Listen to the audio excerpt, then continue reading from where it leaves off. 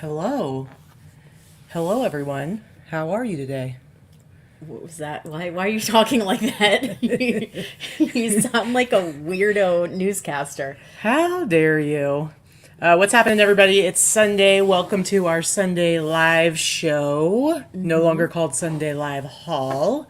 For anyone who is new to the show, I am Katie. This is Vikki, aka Victoria, when she wants to be taken very seriously, aka my wife.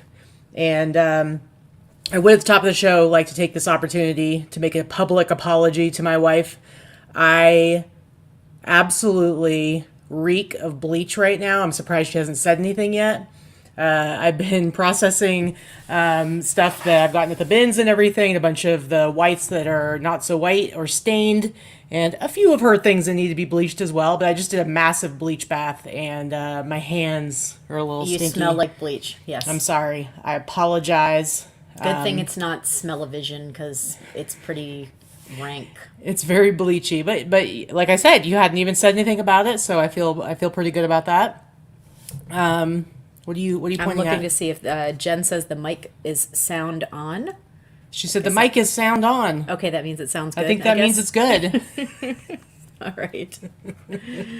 Our flippin' family says, "Hey guys, first live. Welcome to the show. Welcome. Thanks for watching." I did want to just say, I see Crystal in the chat, Rosie's Closet. Also want to say happy birthday, Crystal. It's her birthday today, so if you would like to share a little birthday wish, please do. She's one of my favorite people in the whole world, and I'm glad it's her birthday, and she's here, and she's my friend. We're glad you're alive. Happy Alive Day. Happy coming into the world day. I could have gone a little more graphic with that, but that was probably enough. That's good enough. Anyway, guys, big, huge happy birthday to Crystal. Very happy to have you here, everybody here. And I'm sorry your birthday sucks, because why the hell are you watching us on your birthday? Well, come on. Maybe they like hanging out with us. Go do something fun. Stop it. Stop berating people for wanting to hang out with us. We need them. Yeah, it's funny. I was just thinking earlier today, we've been doing so much more content, and I just want to say that, like, we really do appreciate all of you that come and hang out with us for our live shows. We've got the Sunday show, and then we've been doing, we just started bringing back No Pants Friday After Dark. We might do one this coming Friday. Maybe so. And so, you know, we just want you to know we do absolutely appreciate you hanging out with us and watching our videos, our pre-recorded ones. We've been getting great feedback for our little haul videos that we've been doing. We just made some changes based on some demands that Britt made, and it seems like he was right. Don't give him too big of a head. He doesn't need any more help with that. Crystal says it's hell outside and it's too people-y. Fair enough. She likes this kind of people-y where they're just words on the screen in our faces, apparently. So it's okay. But yeah, we've had a super busy week. Today's been really busy. We're both really tired. We actually went out last night. What was that all about? I don't know. So some of you that have been watching us for a while do know that I'm a rocker chick, or I'm like a washed up rocker chick at this point. I'm old, but so are my bands that I used to rock to. Anyway, our friends Great White were in town, and they have a brand new singer that they've had now for a few months.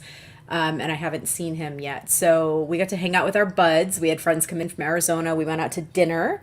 We went to Capo's here in town, which is a very mobster-themed Italian restaurant. It was fun. It's like really on the nose. Like they've got a little door and a window. You're supposed to have the password to get in, and you ring the doorbell at the door, but then all of a sudden this window off to the side opens up and the guy yells at you.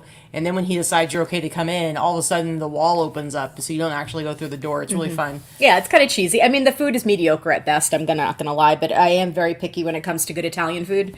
But the company was great, and the restaurant's fun.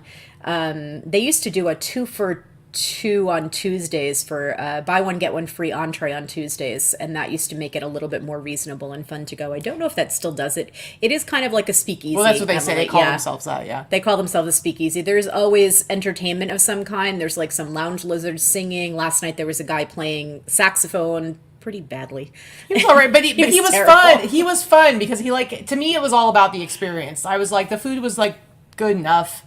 But the experience was really fun because like he came over and was like playing this. He was like, "Keep looking at your menus," and then he was like right up in our faces playing the saxophone. So it was fun. Yeah, and they do they have a piano bar there too. So it depends, I guess, who's some people. Sometimes there's the piano player, sometimes there's a sax guy, and then they have this thing where they have John Gotti's car. Actually, it was his car, his Cadillac, his vintage Cadillac that's been restored is out front with like his hat and a pair of his sunglasses, and you can take photos with the car, and so very mobby. So very mobby. It's fun. It's fun. It tries a little too hard, but I still think it was fun. But I really enjoy the show. I'm not a big hairband person. I go to these shows because because they're Vicky's friends and now my friends as well. But they did just because they got this new singer and he's so good. He's just a little baby. He's like 22, 23 years old. His name's Brett Carlisle. And our friends are in their 60s, most of them. A couple are, one in the band is in his late 50s and the rest are in their 60s. And, they've been playing for 40 years, right? He's like in his early 20s. He's like 23. But he's got the look. He's got the look down because I guess he's, really into this kind of music. He's got the look down. His voice is phenomenal. His voice sounds better than the original singer ever did on his best day. And it's a very blues. They're not a hair band. They're going to get mad because you called them a hair band, Katie. But they are from the hair band era. They are an 80s blues rock band. And their tone is very blues. Yes. In any case, this new singer has a very, very fantastic voice, and he's young and he has great energy, and he's made the guys look like they're having fun playing again. And it was a fun show. So we went with our friends and got to hang out with our friends, and we were there, backstage before and after the show, and we got to stand side stage and stuff. Which is always nice. Sound is not the best side stage, but it's always nice to be up close and hang out with friends, and saw some friends in the audience I hadn't seen in a while. And anyway, it was a good night. It was fun. I mean, the show was over at 10 o'clock. We went and drove around to go see the new Sphere. I don't know if any of you those of you that don't live in Las Vegas, it's this big light up music It's a music venue that isn't open yet, but the outside has been lit up and it changes. It looks like a globe or the moon or the earth. It's shaped in a giant sphere, hence the sphere, but it's all LED lights. And so most of the time it's the moon, and it looks really, really cool. We us and about 1 billion other people in Las Vegas decided to go drive up close to it. But it was really cool. Anyway, so that was what we were doing last night, and then today I've been taking pictures, but then also washing, processing stuff at the same time, so I've been kind of running all over the place, and I was, elbows deep in bleach water just minutes ago, because I was just trying to get it all out and into the washing machine, so it's washing while we're doing the show. Just always trying to get things done. But so this is our Sunday live show, and as you know, it's broken down into 3 parts. The first part, we look at our we look at our actual numbers for the last week, our gross sales from all of our platforms, and we break down the costs, like the fees, shipping, and then most importantly, of course, cost of goods. Middle part of the show, we look at our sales highlights, some of the cool stuff that we sold over the last week. You're going to be like blown away by 2 of Vicky's sales in particular, which I kind of teased with the title of the show. Vicky sold that for how much? And just things that we think are interesting, maybe educational, maybe stuff we shouldn't have gotten and took 500 years to sell. And then the last part of our show, as we've changed the format of our Sunday show, the last part of our show, we look at kind of the goals we had set last week, if we actually accomplish them. And then we also set our goals for the following week. And for that part of the show, we absolutely invite you guys in the chat and anyone who's watching this after the fact in the comments to let us know how you did when we get to that part of the show, and also set your own goals so we can hold each other accountable. We can yell at each other and then, I don't know, maybe encourage each other and tell each other it's not so bad, you at least tried. Yell at each other and then pat you on the back. Anyway, speaking it out into the universe does somewhat hold us accountable. It does for me anyway, and I think it does for some of you guys. So we all have our goals, right? Yeah. Sometimes they're big goals, sometimes they're little goals, and every goal matters. You got to have a goal, right? What else are you getting out of bed for? Crystal said, I can see the sphere from my house. It's pretty cool. That's pretty awesome. We were looking, there's like all these condos or apartment buildings that are like right next to it. And I was like, you probably would have to have some pretty good like blackout curtains or something. But as long as you can like black it out when you're trying to go to sleep, I think it would be pretty cool to be able to look out your window and have this giant sphere right there that's like got stuff lit up on it. It's pretty neat. Anyway, do you want to go ahead and get into the show, see if we can actually get done today by 3 o'clock? That would be nice. What do you think? We have a Zoom call at 3:30, and then we have plans after that. So We do indeed. And I really just need a nap, but there will be no time for naps today. I mean, you could take a nap. You just always, you say, she says she wants to take a nap, and I say, okay, take a nap. And then she says, I can't.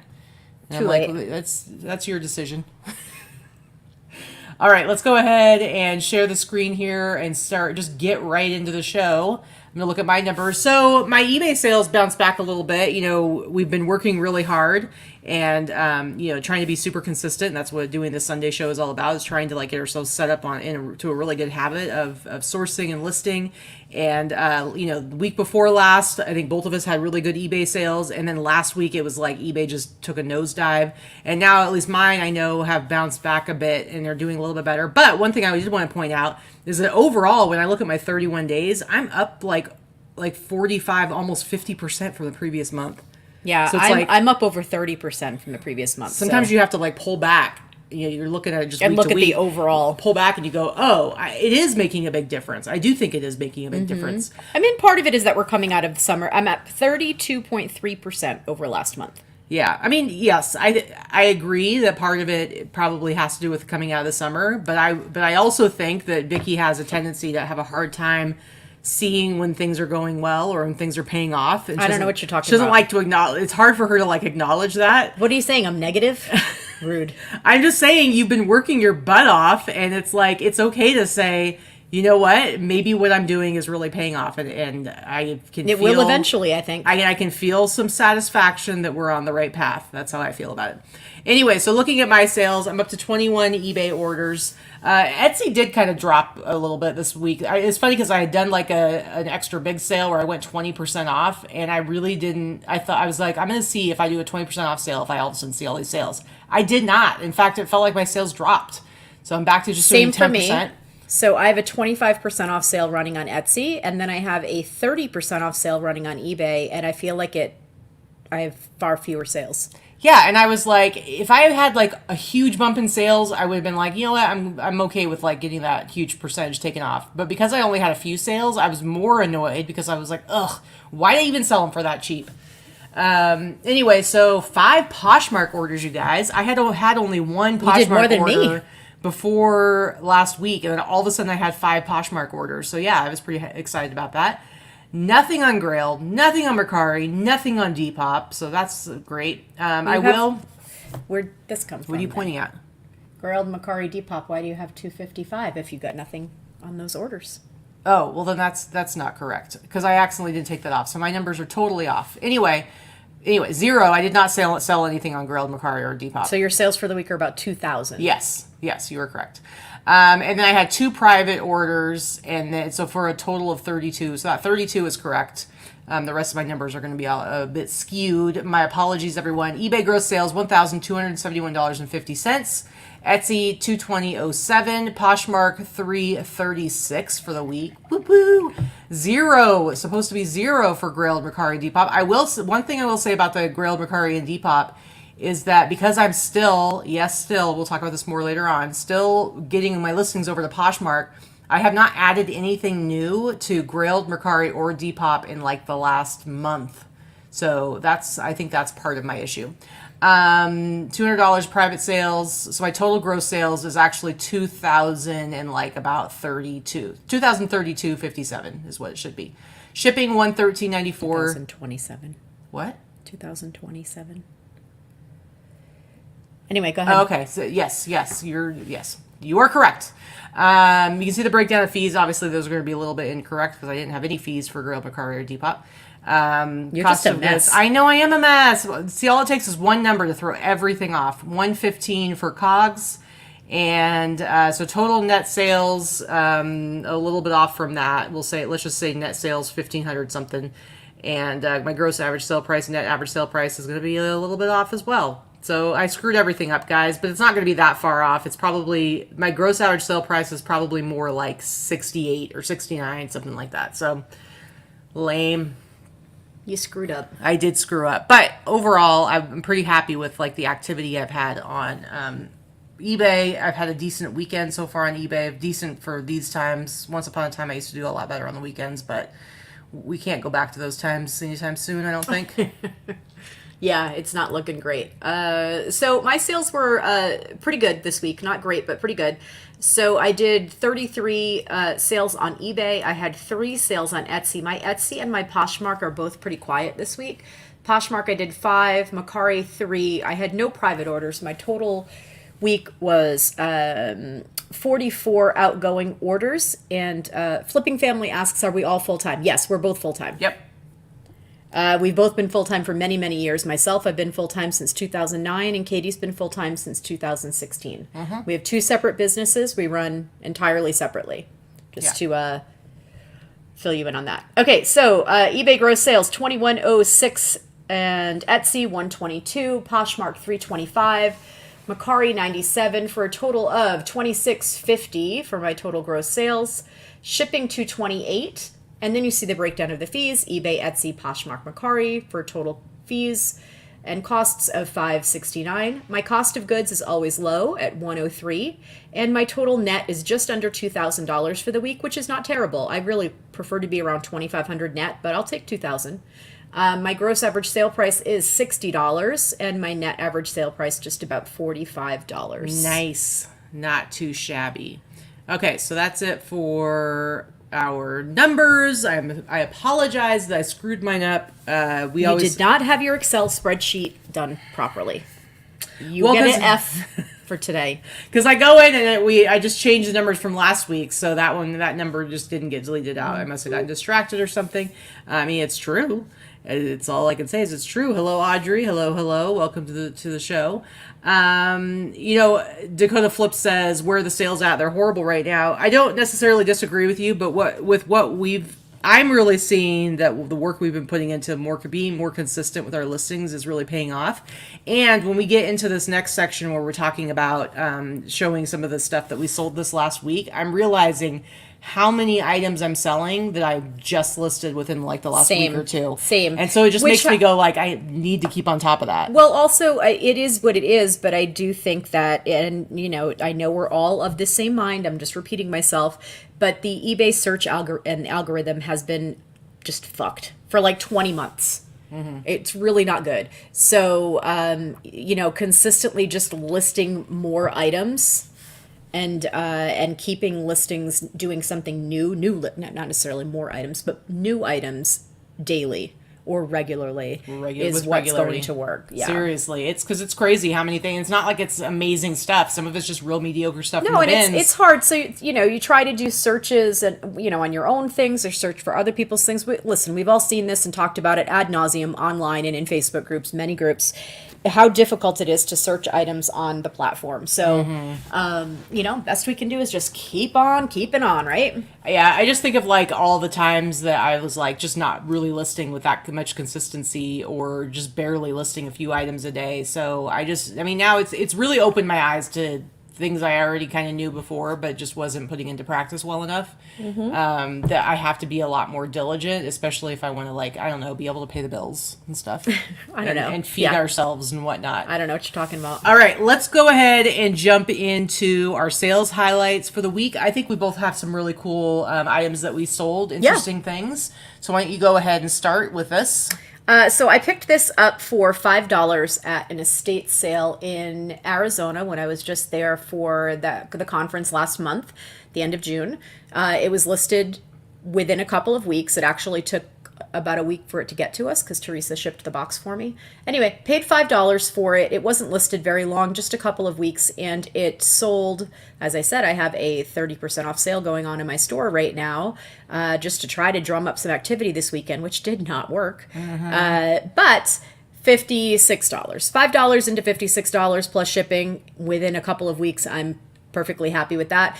I will say I picked up some fantastic, really great vintage pieces, but they're super tiny. They're all extra small and small. Came from the same woman's closet that she'd had forever. And she must have been very, very petite. So the smaller the items are, the longer they're going to take to sell because the average human being in the United States is not a small or an extra small. So they do take a little bit longer to sell, and vintage clothing does in general. So I was pretty happy to flip that as fast as I did. Very nice. Jennifer wants me to show the t-shirt that I'm wearing because she thinks I'm showing some Wisconsin love. I mean, I don't know if you want to call it love or what, but hold on, let me take her comment off the screen. But yes, I am wearing a Wisconsin shirt. It says, "This is Wisconsin. We eat people." I don't know about that being love. It's Dahmer and Geen. A friend of mine actually designed this shirt many, many years ago. And so, it's kind of one of those shirts. It's like either people are going to enjoy it and be happy about it, or they're going to think that They're going to be highly offended. It's not cool. But I do love it. I want to answer Emily's question there. So, Emily, are you correcting the image, or is that just as eBay corrects when you list? I use, Katie and I both use Photo Room background remover. The eBay background remover and corrector sucks. It just does. So it does. You're exactly correct what you say. It blurs edges. It doesn't take everything out of the background. It's just terrible. It's a very subpar editing tool, and I do not use it ever. Yeah. Yep. And it's just the photo room. I use it a lot more myself because I take all of my own pictures and do all of that stuff myself. And being able to bulk background remove is so much better and faster for me. Photo Room, you can either pay for the yearly pro subscription, which allows you to bulk remove backgrounds, and I think it's $69 a year. So you can use that, and you can use that. Everybody in your family can use it. Really, it's not per phone. There's a log on for it, so you can actually share it if you actually have an employee that works for you. But that's $69 a year. And then there's also, if you happen to be a List Perfectly subscriber and you have, an account with List Perfectly, they also have, they use Photo Room. It's integrated, and you get a certain number. I believe it's 1,000 photos a month that you're allowed to use the remover on.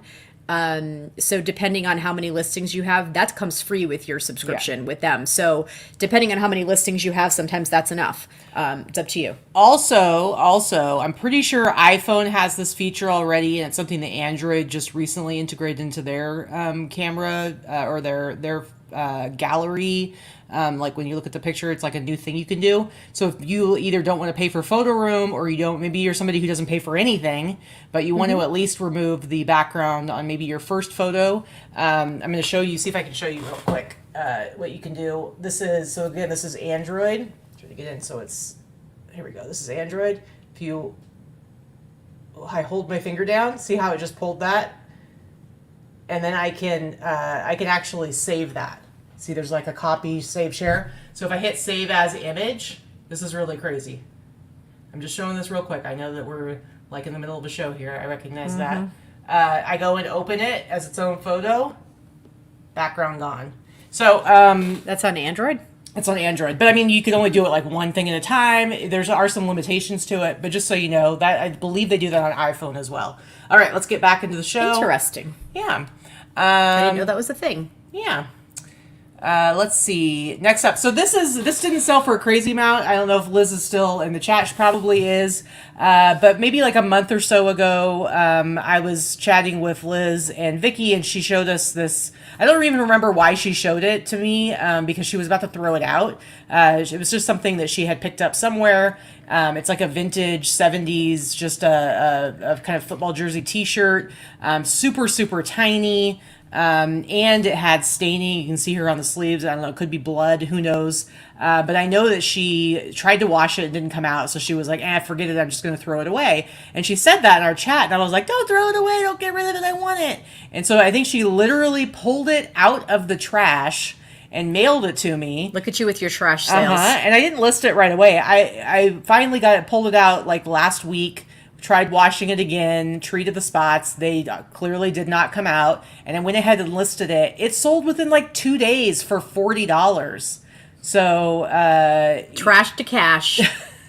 Literally. Is that copyrighted? No, I don't think they can copyright a phrase like that. Listen, boys. I'm kidding. Although if it could be copywritten, I guarantee that Kevin has figured out how to do it, because dude's all about affiliate. But yeah, Liz says it somehow made it into my cart at the bins. Let me tell you, Vicky knows exactly how that works, because it happens to her, I swear, way too often. At least once a week. I'm throwing away some shit I should have gotten rid of in my cart at the bins because I didn't go through it fast enough. Yeah, it's super tiny. It's not even like look at the tag. So there's no tag. It's shredded.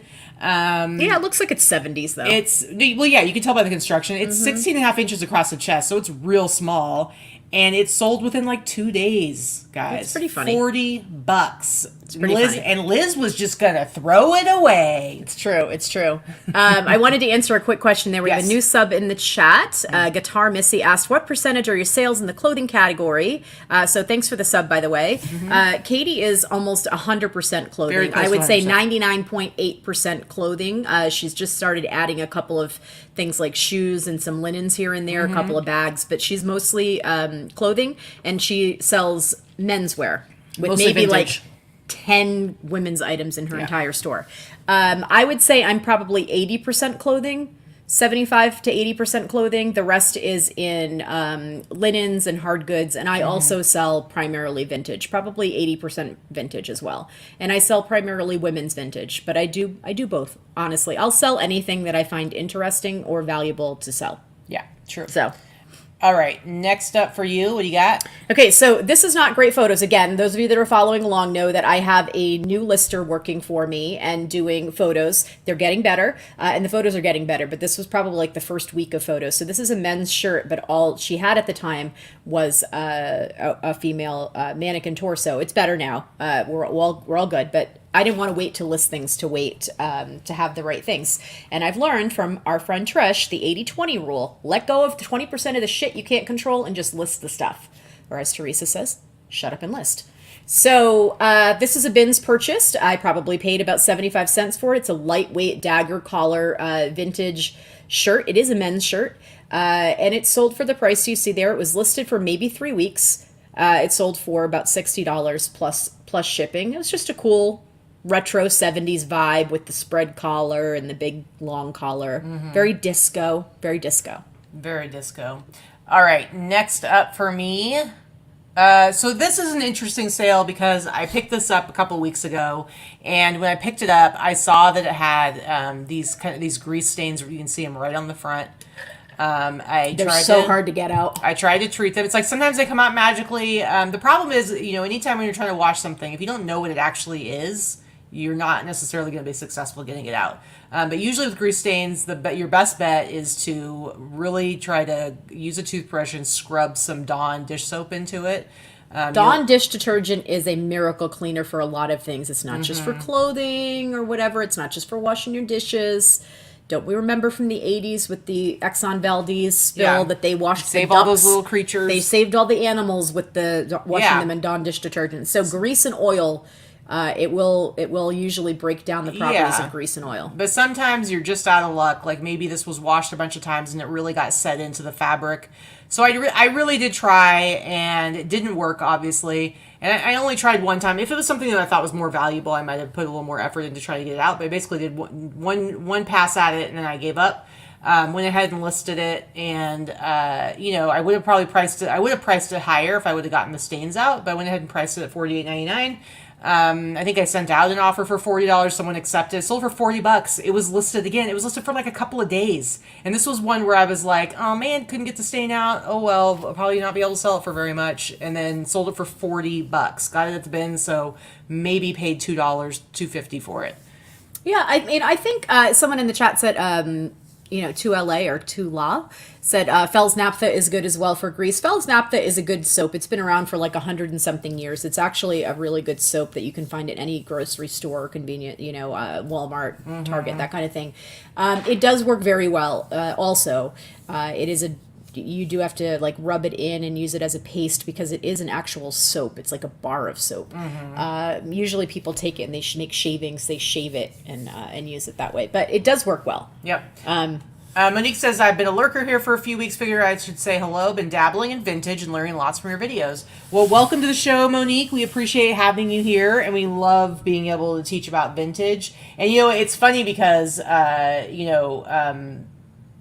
did it go? Oh, Liz said, Katie's new trend, just sell the trash stuff. I mean, I do feel like this is highlighting, like, just because you think it doesn't have any value doesn't mean that that's true. That's true. And just think, like, somebody could look at this and be like, oh, look at that stain. I'm just going to go throw it out, and it gets added to the landfill or wherever it goes. And when clearly somebody was willing to pay $40 and they're going to do something with it. And now it's going to have a new life. And it's the other thing that we talk about all the time. Ugly sells too. Like, there's plenty of times that I find something that I'm like, oh, Jesus, that's hideous. I'm buying it because I know it's going to sell. Bright, ugly, patterns, colors, fabrics, mishmash stuff. That type of stuff sells really well. Yeah. So, if you think it's weird and you think it's interesting, chances are someone else will too. Well, it's funny. I sold on Etsy. I don't know if you guys remember, there was this yellow t-shirt that was like a Loan Sharks t-shirt that I got maybe a month ago that Vicky had given to me. And it's like, it wasn't anything special. I didn't think I was going to make a whole lot of money. But Britt likes to give you shit. He likes to give me shit and message me and stuff. And he was like, I don't even know why you picked that up. He's like, a lot of the stuff you're showing in your haul, I wouldn't have picked up. And so then it sold this week for like $30 on Etsy, which I was shocked it sold so quickly. And I sent it to him. He's like, yeah, you were right. I was wrong. He's like, it's still stupid. It's true. It's always funny. Okay. Next up. Okay, so these are a bolo, and I wanted to talk to you about this being a bolo. We all know you can't sell used underwear on major platforms for health and safety reasons. You can sell vintage lingerie, though. However, you could not sell used underwear. I found these at the bins, and the only reason I grabbed them was because I could tell that they were the old Victoria's Secret. And if you know what second skin satin feels like, you know what it is almost the minute you touch it. It's like this thick satin, lingerie. They have it's underwear and nightgowns and bras from Victoria's Secret, specifically from the 80s era. Late 80s into the 90s era. There's a couple of different kinds. In any case, when you find it, grab it because it sells quickly and it can sell for a lot of money. I listed these. You can tell I didn't even remove the background. I listed them the day that I got them because I knew they would sell right away. And I took an offer for $85. I could have held out for more, but I paid 25 cents for them. That's a pair of friggin' underwear by weight. That's crazy. So I took an offer for $85. I definitely could have gotten the full 130 if I decided to wait, but I paid 25 cents and flipped it within 24 hours for $85. That's nuts. Nice work. All right. I don't know if you guys remember, Vicky was real mad because I got this Hard Rock Cafe shirt while she was in, while she was in Nashville. And I only had it listed for maybe a few weeks tops. And I sold it for, I think somebody sent me an offer for $65, and as you can see, I have it listed for $69.99. So I was like, "That's a good offer." I was like, "Yeah, I'll take that." I'll take the offer for $4.50, less than $5 off my sale price. I know, right? Who sends reasonable offers anymore? A bunch of chooches sending the $2 offer on the $200 item usually. Now with Hard Rock, Vicky, the reason I said Vicky was mad is because Hard Rock, for whatever reason, is like kind of one of her favorite things to find, even though generally they don't really sell for a lot. They don't sell for a ton. Usually you can maybe get $30-$40 for a Hard Rock Cafe t-shirt. What made this one different is, as we tell you guys, anything rodeo sells. So if you take Hard Rock, combine it with rodeo, that adds a little bit of value. And this sold pretty quickly, so I was super happy about that. And again, I got it at the bins, so I paid maybe $1 for it. So pretty good ROI. Mm-hmm. Very good ROI. Okay, so this is one of those things where I'm going to talk about examples. I always tell people, Coach in general, skip it. Coach in general is not necessarily worth picking up. All these people are like, oh, is it real? Is it fake? Is it real? Is it fake? Listen, it's not worth friggin' worrying about it because it's mostly worthless. The 90s and the 80s and the early 2000s, okay, yeah, everybody had Coach bags, myself included. I had like 20. It was a thing. I sold them all. The only ones that have any real value are the thick all leather ones. The Coach branded bags, there are only a few collabs and colors and styles that actually are worth more than $30 or $40 at best. But this is one that I had for a while. It was one that was actually gifted to me by a friend to sell. They were getting rid of some of their mother's things and asked if I wanted it. And I was like, because it's a heavy, older one in kind of that hobo style and it's thick and leather and suede, I was like, yeah, I'll take it. This is not the really good all leather vintage from the 80s, but it was still good enough. And it was like new. A little old lady carried it. You couldn't even tell it had any use to it. I sat on it. It's probably been listed for like 7 months, but It sold for the price you see there. Finally sold. It sold for like $85, $86 and change. So not all Coach is worth picking up. The Coach signature bags, which are the ones that have the C all over them, and they're made out of like that nylon or that vinyl or canvas or whatever, 95% of those are absolutely worthless, or maybe worth $20. So they're not even worth cleaning and getting, doing the deep dive to see if it's real if you can't tell, because a lot of people don't know how to tell the difference. However, leather is always a good bet. Yep, absolutely.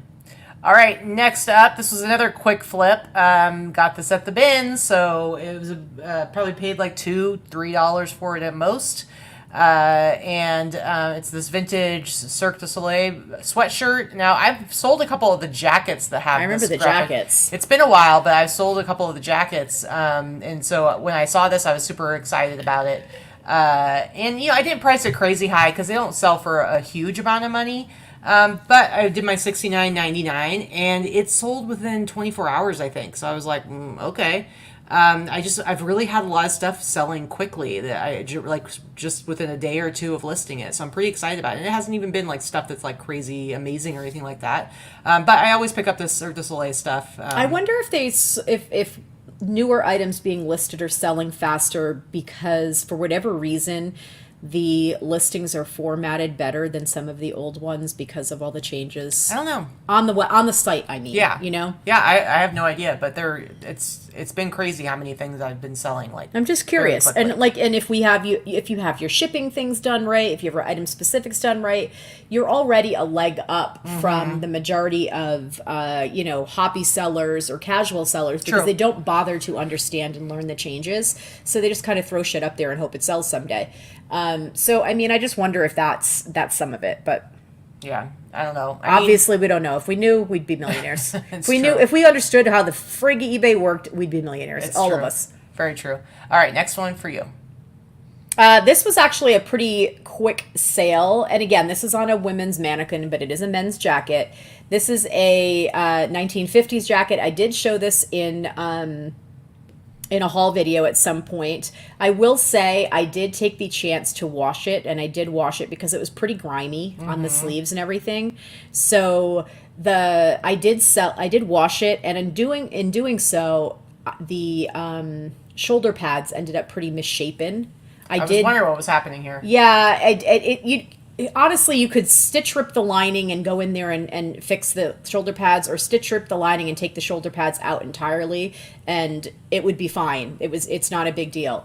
I didn't want to make that choice for the new owner, but it also was too dirty for me to sell it the way it was. It was like it had never been washed, I don't think, and I'm sorry, 70 years of filth was a bit much. So I did wash it, and then I hand dried it. I didn't put it in the dryer. I let it hang dry. So retained its shape and everything, and it did come clean. It was fine. It didn't shrink or anything like that. Great. The lining is the best part. I wish the lining was the exterior. But anyway, it was in great shape. So it sold within about a week and a half, and it sold for the price you see there, $105. I did pick this up at the bins, and it's under a pound. It's a lightweight jacket. So actually, I'm sorry, it's over a pound because the way I have it priced. So, I mean, maybe I paid $3 for it. Not too shabby. Yeah, it was a pretty fast sale. All right, next up, check it out. I sold my Andy Irons Billabong vinyl banner. Oh. I got this at the bins. And Andrew told you. Yes. Well, I already had gotten it, but he helped me. He helped. He knew who it was. Yeah, he helped make it a little bit quicker for me to identify the surfer. But I had already grabbed it because I just saw it was Billabong. It looked like it was something from the 90s. And I was like, I wonder if this will be worth something. And since it's on vinyl, it's not really like high quality. It's not like just picking up a poster. It was hanging in a surf shop or in the Billabong store or something, I'm sure. Did you say Billia? Yeah. Billabong? Sorry, I'm dummy. I don't know how to pronounce things. I forgot how to use words. It's okay. I already had it because I just thought it was cool. And then he saw it and he was like, oh, that's Andy Irons. And he was like, yeah, he died. And so, something had happened and he had died like, I don't know how many years ago. But But he was super popular in the 90s. And so I went ahead. Now, with something like this, I didn't find this exact same banner. But I basically did kind of like, when I was looking for comps, I was just looking for anything associated with him and looking at the price points and looking on Terapeak and looking at the price points to kind of get an idea. It's kind of like if you look at a sports player, if you just look for anything associated with them, what it sells for, and if nothing sells for more than a few bucks, then, or it doesn't matter how original your thing is. Yeah, it's like, but with this, I did find a couple of collectible things that had like his face on it or his, whatever on it, and that had sold for over $100, which is why I priced it as high as I did. And somebody sent me an offer for $115, and I was like, absolutely, I'll sell it for $115 for sure. So I was very excited though, because this was kind of one of those random things that I don't normally buy. So I was very happy to actually sell it relatively quickly and for a good price. All right, next up. This is something that was also listed for like 24 hours. This is a bins find. It's a lightweight silk blend jacket. It has like that Asian inspired look with the gold frog buttons in the front and the embroidery, not gold color. They're like brass buttons or something like that. Slightly like a mandarin collar. It's just, I always pick up stuff like this because I think it's interesting, and I do think certain clothing styles, especially Asian-inspired clothing styles, do sell well, and that has nothing to do with, it being traditional. This is not a traditional item. This just happens to be a brand that does Asian-inspired clothing. Although I didn't think I was going to get more than $30 or $40 for it, so I will say I'm glad I actually comped it, because I don't comp things usually. You guys that have watched us for a while know that I don't usually bother to look up comps, and half the time I'm not going to put the title in the listing of the brand, because the brand in the title of the listing, because it's irrelevant when it's vintage. In this case, this particular brand actually sells quite well. I didn't know that. Mm-hmm. So this is another one that I had, I picked this up for under $2. It was under £1. And I listed it, and it sold within 24 hours. I had an offer for $90, and I was like, yeah, I'm going to take that. $90 for something that I paid $2 for in 24 hours. Hell yeah. Yep. So keep an eye out. That is a brand to pick up. And I don't always do BOLO brands or anything like that, but definitely keep an eye out if you see that tag. Very cool. All right, next up for me is this, I don't know how to spell it, Scuderia Corsa racing jacket. It's a Ferrari Scuderia racing jacket from the WeatherTech Raceway. Now, somebody had this at the bins, and then they threw it back, and I went ahead and scooped it up because you yoinked it. I yoinked it. Because I saw, I saw the Ferrari, and I'm like, anything with Ferrari on it sells. Maybe it won't sell for a ton, because it's not like one of those really flashy racing jackets with like a huge, embroidered patch on it or anything like that. This looks more like somebody that maybe like works for the company or something, not any like of the driver. You know what I mean? Like it's just, it looks like an employee jacket, so it's not super exciting, let's say. But figured anything that has exactly Scuderia or Scuderia, or however the frig you say it, and Ferrari, you want to pick it up. Exactly. Sure. So I picked this up, and this is actually the inside lining of one sleeve. So it's the jacket itself looks great on the outside, but I turned it inside out to show that it was coming apart, the lining in one spot. But I sold this within a day. I went back and forth with this guy. First, he offered me like 60. We went back and forth. He had a couple questions, and then I was like, the lowest I'm going to take at this point is $85. Now you see, it says $139.99. I priced that so that when my 30% off sale went into effect, it would have been like $100. So it was supposed to go for $100, and I went down to $85. But I was like, seriously, $85? Again, I paid maybe $3 for it. So of course I'm going to sell it. I didn't think I was going to get a lot more than that. So it was a quick one-day flip. So our flippin' family, daughter was talking at the beginning of the video, are all of those sales from this past week? Yeah. Yes. Every Sunday we talk about our sales from the previous week. We have our real numbers, the real items that have sold, the cost we paid for the items, the exact shipping that we paid, so that you can see both gross sales and net sales for the week. Yeah. We're one of the few people that actually disclose those numbers publicly, and we think it gives you a better idea of realistic statistics. Yes. fat stacks and pictures on social media are fantastic. Saying you sold 500 items over the weekend, good for you. I think that's awesome. However, it's really difficult for you to compare apples to apples when you don't know what someone's profit is on the item. You don't know what they paid for it. You don't know what their cost of goods was.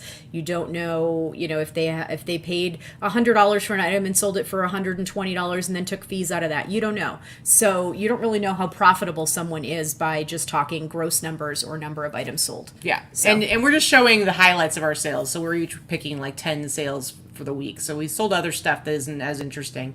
Alexis, realistic statistics. Yes, it should be. It's a bit of a tongue twister, though. Now, I will say I do like to give this other piece, though, just because I want to let people know, like, you never know the true full story. For all you know, we are really bad at sourcing, and we actually secretly spend thousands of dollars every week on crap we never list. So it's like when we tell you our cost of goods, that's only the stuff that's sold. We're pretty flippin' transparent. Sure, honestly. We are. I'm just saying, like, you never know the full story. But we do try to show you, here's what we paid for these items that we sold this week. Because that is something you can compare yourself to. Yeah, absolutely. All right, so next up for you. This is an item that I picked up at the bins as well. I did not think it was going to sell quite as quickly, but this also is an item that sold within 24 hours of listing this week. So this is a vintage, it's vinyl. It's like some texture leather. to it. It has this weird wrinkly texture to it, and then you can see the photos, at the seams. There's some cracking at the seams where it's stretched, because this is old, this is 60s, 70s, vinyl, pleather, cosplay, whatever. These are all words that you could possibly use when you're listing something like this. But it is a little bit heavy. It's like 3 pounds. So I did probably pay $6 or $7 for it. This is what happens when you don't drink enough water in Las Vegas. That's what my skin looks like. Not you specifically. That is what my skin looks like specifically. I'm not going to lie. I'm like a puff of dust. My seams start coming apart. Someone cuts me open to do surgery. Is going to be a puff of dust. Anyway, I took an offer on this as well for $85. That seems to be the number for the week, but I took an offer for $85 and I was very happy to sell it that quickly. It actually sold to California, so even though it was like close to 3 pounds in weight, the price didn't cost any more than that flat shipping charge that I charge. Mm-hmm. All right, so guys, I sold 5 things on Poshmark this week. I'm so excited. I'm a posher. Woo woo woo. Ridiculous. Anyway, so once upon I'm a posher. I know. Will you be my PFF? Oh God, gross. So once upon a time, they still sold blankets at our Goodwill bins, and this is a blanket that I did pick up. It's just like a little tiny throw. Are you down to 0 blankets now because you've sold 2 I have one of 2? left. I have one left. So I bought 3 and I sold 2 now. So that's a 66% sell-through rate on your blankets. 66.7 over a 60-day period. I know, not bad. I'm a good blanket picker. Who taught you? So I grabbed, well, here's the thing though. This is specifically why I wanted to show this particular item, because I grabbed this and I was like, oh, cool. It's a beer blanket and everything. And it had quite a bit of pilling too, but it wasn't a very big blanket. It's only 42 by 48. So I did the sweater shaver on both sides. So it got it real nice. But when I went and looked at comps, it wasn't a pretty picture. Most of them that have, there's a couple that are listed. The ones that have sold have all sold like for around $30. And I was like, oh, well, I only paid a couple bucks for it, so whatever. And I listed it, and somehow I still sold it for $50, and it only took a few weeks. So, and the nice thing about Poshmark, I do love how cut and dry it is. I sold it for $50. They're keeping $10, and they paid for the shipping label. Easy. Yep. And I get a cool $40 in my hand, and no other fees on top of that. You're looking at the chat. Nobody knows who you are anymore. You're a posher. You're selling blankets. They're like, who the hell is this person? I will say that your international blurb that you have there. I know it's just because you cross-posted, but you really need to make sure that your blurbs are okay when you're cross-posting to Poshmark and Mercari specifically. If you mention any other platforms, you mention any words like PayPal or anything like that, your listing will get flagged and your account could be restricted and banned very easily. So be careful. Obviously, you don't need anything international to be in a Poshmark sale because they don't sell international. Yeah, that's fine. I don't think it hurts anything. I don't think it does, but I'm just trying to warn you and make that for other people as well. Yeah. Because I had some very, very old listings originally that had the PayPal verbiage in the bottom of my listings, and I got spanked by Mercari. Naughty. But I had to make sure that I got them all out. Yeah, I hear you. Okay, next up for you. Ooh la la. Yeah, this is just to say, fur coats do not sell as well as they used to. They just don't, right? There's a whole ethics and all kinds of things around selling fur, and I'm not going to get into whether the debate is that you should sell fur or not sell fur. This was actually a bins purchase, so I probably paid $5 or $8 for it. Bonwit Teller is a vintage department clothing store, which is a high-end clothing store. This is a mink coat. It was not perfect. There were issues. There were a couple of loose splits. It was a dry pelt in some sections, which very much can easily happen here in Las Vegas. Furs need to be climate controlled or sealed properly because it's very, very dry. So who knows where the hell this thing lived before I found it. But I probably paid $7 or $8 for it because it came from the bins, but it was a beautiful dark brown mink coat. Now, I don't buy brand new fur, but will I sell vintage fur? Absolutely. I would much rather have somebody purchase something that has been, created and the animals slaughtered for it 50, 60, 70 years ago than to buy and contribute to new fur. So I'm pretty happy that it sold. And it sold for $100 on Poshmark. I had it listed higher, of course, but I had it listed for a while. Yeah. So I was pretty happy to sell it for $100. Very nice. Very nice.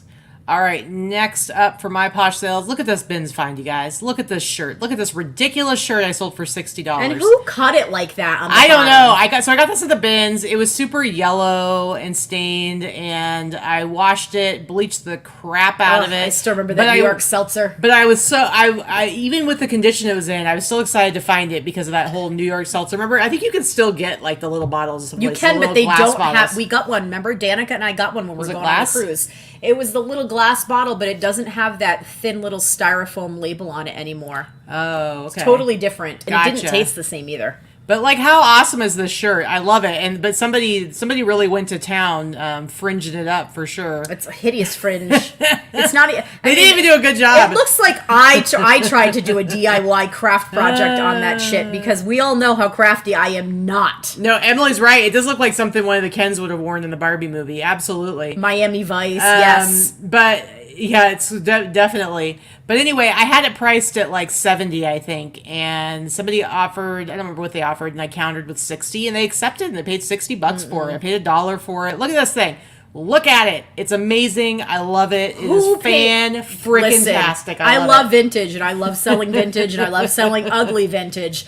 But there is no way in flippin' hell that I would have been able to sell this piece of garbage for $60. I love it. I don't know how you did. If I saw somebody wearing this, if the right person was wearing this, and it looked cool, like on the beach, Ryan Gosling as Ken. Emily nailed it. Ryan Gosling with the bronze, fake bronze skin as a Ken doll. That's about it. No, I love it. I think it's amazing. So I made $60 off of that puppy. Next for you. Okay, so this is the first of two items I'm going to show. I did have these for a while. I'm not going to lie. I had these for about 2 or 3 years. I purchased them at an estate sale. I believe I paid $5 a piece for these. And I had them listed crazy high because they're unique, right? You can't $18.97, you can't find any others like this. There are some that were similar and they sold for more money, and it is what it is, right? So this is a Masonic journal. This is basically a list, 1896 and 1897 from the state of Maine, somehow purchased here in Las Vegas. I actually purchased a ton of Masonic stuff from the same estate sale, and I don't remember exactly what I paid, but I believe it was like $5 a book. Anyway, I had someone that, I haven't had a lot of offers. I haven't had a lot of interest in it. I sold all of the other stuff very quickly, but I priced these so high they were sitting there for a long time. So I had someone that liked it. So it came up as my offers to likers, and I was like, oh, flip it. I'm just going to send a super aggressive offer. So I sent an offer for $255. He bought it right away, paid right away, and then crickets and no likes on the other one. I had 2 of them.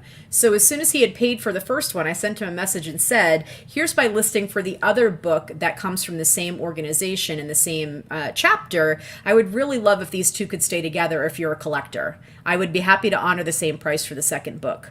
So he bought the second book. So you bought them each for $255. $255 each. That is crazy. So that is the title of our show today. Vicky sold that for how much? So that's a pretty sweet book sale right there. And let me tell you, You knew these were worth so much because you just used your handy barcode scanner, right? No. I love, so anything that is like comes from, vintage or antique Mason stuff, anything from fraternal organizations, even the Elks or the Morning Star or the Oddfellows, Shriners, all that kind of stuff is super collectible, and they especially like the really old things like this because they're really not supposed to get out of the hands of the people that are in the organization. They're supposed to stay with the chapter. So the fact that this actually got out and didn't stay with the chapter is part of what makes it more interesting. Our friends Julie and Chris purchased a Masonic temple in Ohio, and everything in that temple is still there, and they have everything from the 1800s, from the beginning of that temple, and they have all this type of stuff, all the ceremonial uniforms and the books and the minutes books and all that kind of stuff. So I mean, they've got enough they could retire on if they ever just sold the contents of that stuff. So anyway, it's more and more rare to find this type of thing. I think they're really interesting. I love the fact that somebody paid this kind of money because clearly he wants to collect it and preserve it. And I appreciate that. I hate that this stuff could get thrown away. Yeah, absolutely. All right, moving right along. My next posh sale, this Jackson Family Honors t-shirt. I remember when you got this So one. I had this priced up quite a bit. I probably paid like $10 for it, yesterday's fits. But the reason I priced it so high is because this was for a very specific special that was on television with the Jackson family, and it was kind of a shit show to say the least. So I just felt like there probably aren't like a ton of these out there, and so I think I originally priced it even higher, like $200, because sometimes when there's something where I'm not really sure what the value is or what people will want to pay for it, I'll price it really high, and then later on I have the opportunity, I'll bring it down to a more reasonable amount. Well, you price it high and see what the interest level is. Right. That's really what it is. You can never increase your price. Well, I shouldn't say never. Yeah, you you can. can. But it's much harder to increase your price. The chances of you selling something too cheaply because you don't take the chance is much more common than you not selling something because it's priced too high. Yeah. You can always bring the price down. Absolutely. So when I was cross-posting to Depop and Poshmark recently, I definitely brought the price down on this particular shirt, but I still kept it at $100, and it sold within a few weeks of me adding all these listings to Poshmark for $100. So I really love it when I'm starting a new platform, I'm putting listings on there, and I sell something that's just been sitting around for a long time because I'm like, okay, it just needed to get in front of the right person, and it wasn't happening on my other platforms. All right, next up for you. This is just a vintage Irish sweater. I pick these up all the time, as does Katie when we find them. I'm pretty sure I picked this one up in Colorado when I went in January. I picked up like 5 or 6 of them. I've sold at least half of them now. Hold on, I'm going to sneeze. Bless you. Sorry. I turned away from the mic. Anyway, so I paid probably $7 for this. I did pick this up at the Arc thrift store in Colorado, which is my favorite chain of thrift stores to purchase from. And maybe paid $6 or $7 based on their pricing. They really don't have anything priced much higher than that. So the fact that I sold it for the price that I did, and again, if you look at Irish sweaters, all the different brands, don't go comping them by that because you have every idiot under the sun selling stuff for $25. You need to have confidence in the value and the construction and the quality of the items that you're selling. You can't buy something new at Walmart for $20 anymore. Stop selling vintage items or quality items for $20. Right.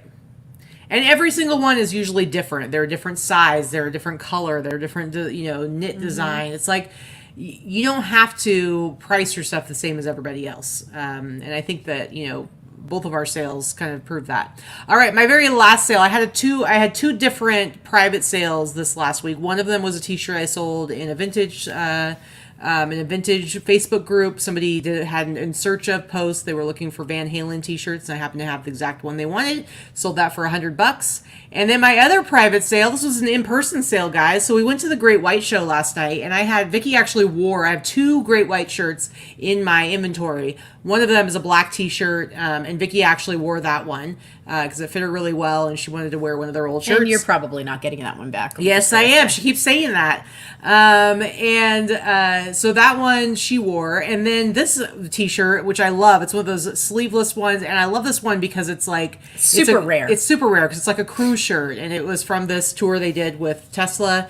And, you got an offer, Vintage Rhode Island Department of what?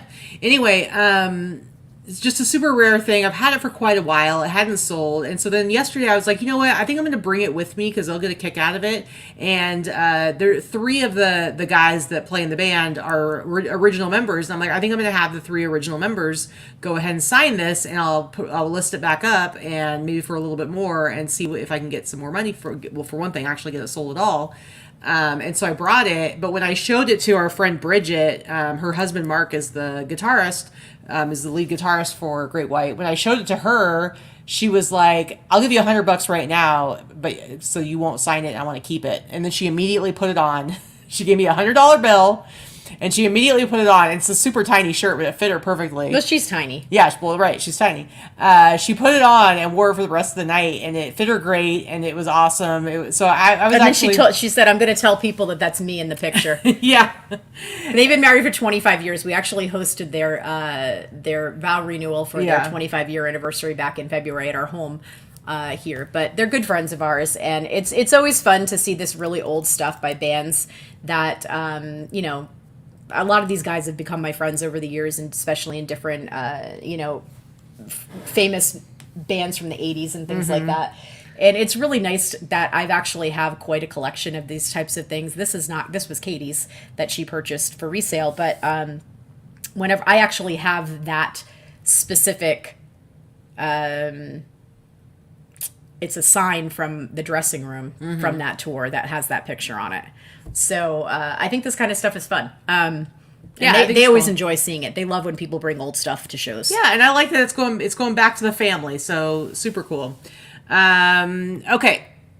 So that's it for our sales highlights. Let me go ahead and pull us out of here. And here we are. It's already 3:00, so it never does work out that we keep this to an hour. I think we managed to do it like 2 times. But we're not going to stop yet because we do need to get to the very important part of our show where we talk about what we accomplished over this last week. And you guys can chime in the chat and in the comments after the show is over. Let us know, the goals that you set last week. Were you able to accomplish them? How did that go? And how did yours go? Well, I believe that I said I was going to do 100 new listings this week because I knew we'd be out of town for 3 days. And we were out of town Monday, Tuesday, and Wednesday.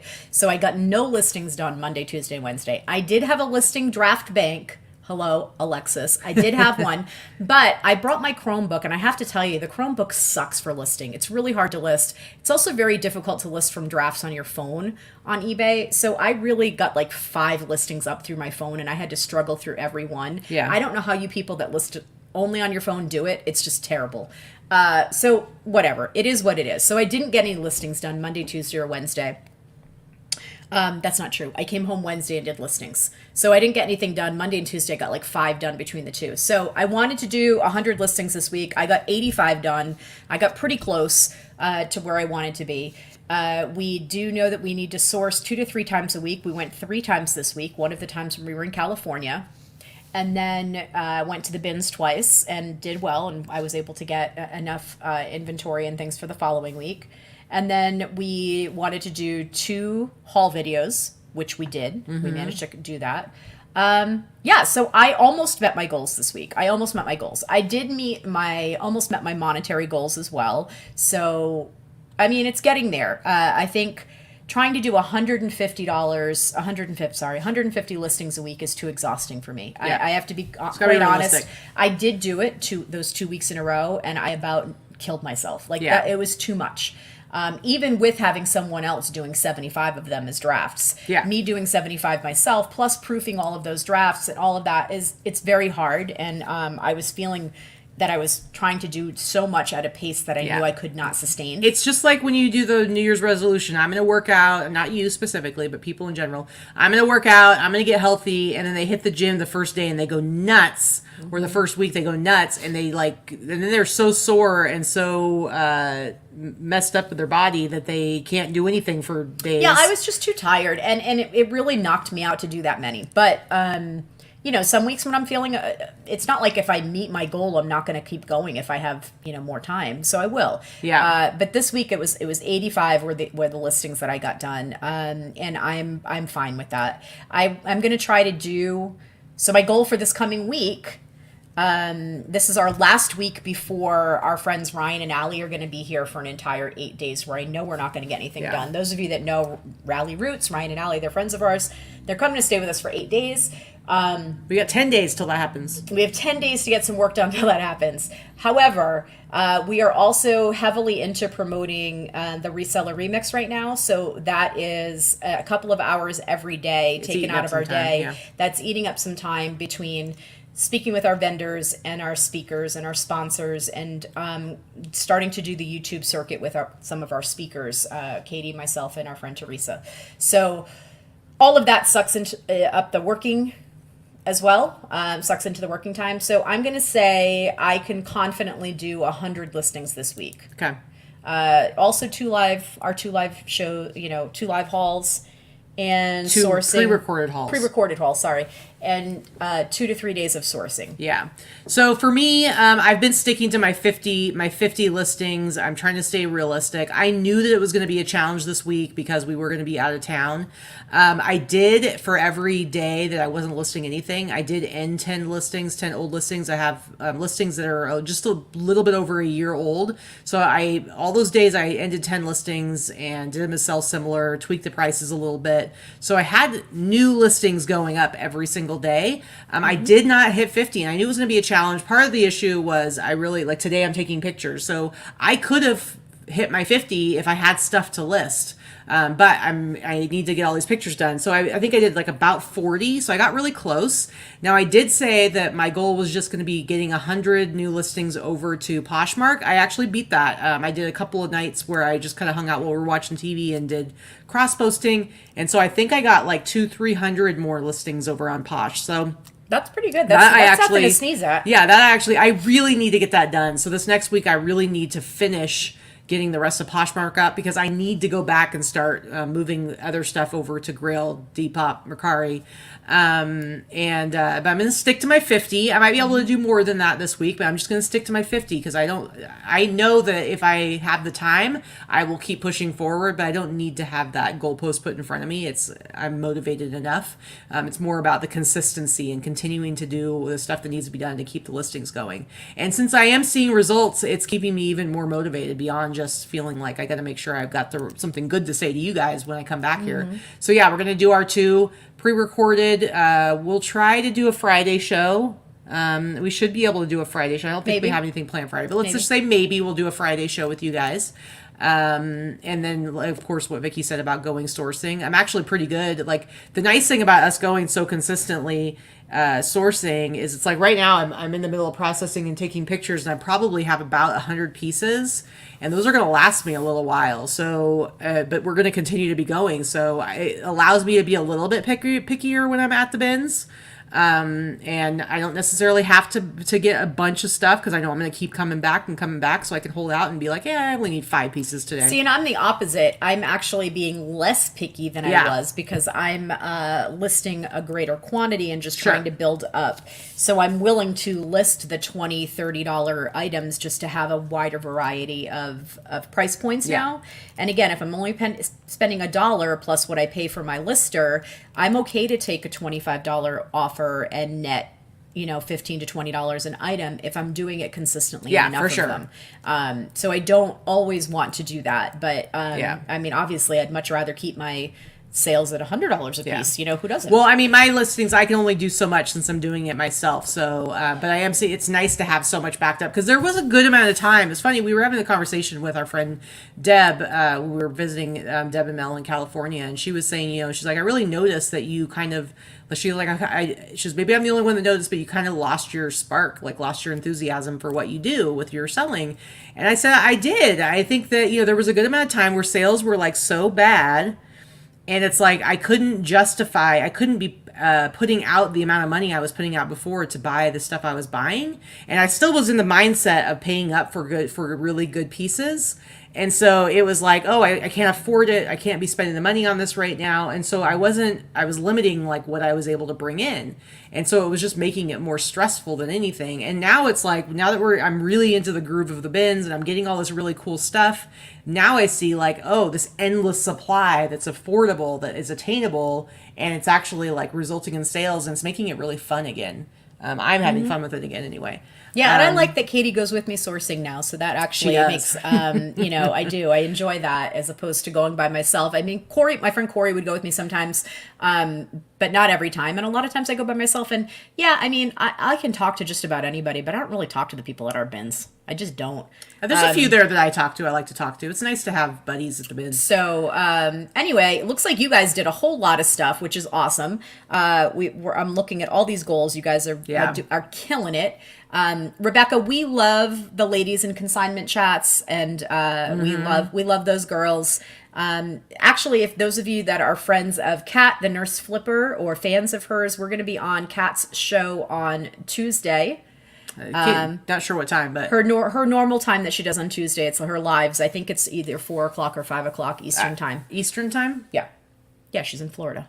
Okay, so like 1:00 our time. I don't know. We'll let you guys know. No, I'm sorry. It's 4 or 5 o'clock our time. Okay, seven or 8 Eastern. Sorry, I don't have it right in front of me. Anyway, we don't have the link, but those of you that watch Kat, watch anyway. So we're going to be on with Teresa on her channel on Tuesday, talking more about the Boss Reseller remix. Kat is coming, by the way. She's not speaking, but she is coming. She purchased her ticket a few weeks ago after we all got to hang out in Arizona. And we're looking forward to talking to a lot of you guys. I know I see in it to flip it. I see Joe and Nicole. I don't know who that is, which one of you, but Joe and Nicole, they are going to be hosting the Reseller Showdown and their game show at Boss Reseller Remix. And yeah, we're looking forward to seeing everybody. Frankie wants to know if we do the Friday show, what time will it be? We do it 6:00 our time, so it'll be 9:00 your time. If we do indeed do the show, but we'll post it. We'll schedule it like that earlier that day if we do decide to do it. It just depends on what's going on. Hey, Julie. Oh, Julie's goal is 70 this week. Awesome. Always good, you guys. We love having you guys like chime in and say what your goals are, because I've gotten some feedback. I know Emily had made a post in the Boss group that watching our show and us talking about goals kind of got her motivated again to get back into the swing of things and reselling. So it's really cool to hear that what we're doing is helping to motivate other people and hopefully inspire you to especially when sales may not be great, some are slow down, maybe you're just not feeling it. It's easy to become demotivated when the money is not rolling in. So having something else that can help motivate you to push you forward until you can start in those sales again, which will also motivate you more. It always helps a lot. Rebecca's goal is 70 this week as well. Gotham Finds, thanks for joining us. Oh, very cool. Just found our YouTube this weekend. Very cool. Well, we have about 11 billion videos for you to watch now. Well, welcome to the channel and welcome to the fam, part of the community for sure. Cheryl, I love you, but I'm not talking for 2 hours. I'm sorry. You're just going to have to, I don't know, put on an audiobook or something. No, we're already over time. We really wanted to try and keep the show to an hour, but I never want to rush through the last part because I think it's really kind of the most important piece of the show. And so I just want to make sure that we do give it the time that it deserves. But we appreciate having you guys here, taking part in this with us. We certainly don't want to do it alone. Otherwise, we wouldn't even be here. We'd just be doing our own thing. But we got to sign off now. We got a meeting to get to at 3:30, and then we're going to be hitting the town, hitting the lights, painting the town red. I don't know any of those things. Yeah, no. We got to go out and run some errands, and then Whatever, I'm gonna be home but- in bed early. Yeah. But we do get to see our friend Dana, so I'm excited about that. All right, guys, thank you so much. We appreciate all that you do and you coming and hanging out with us, and we will see you soon. Bye. Have a great week. Have a great week.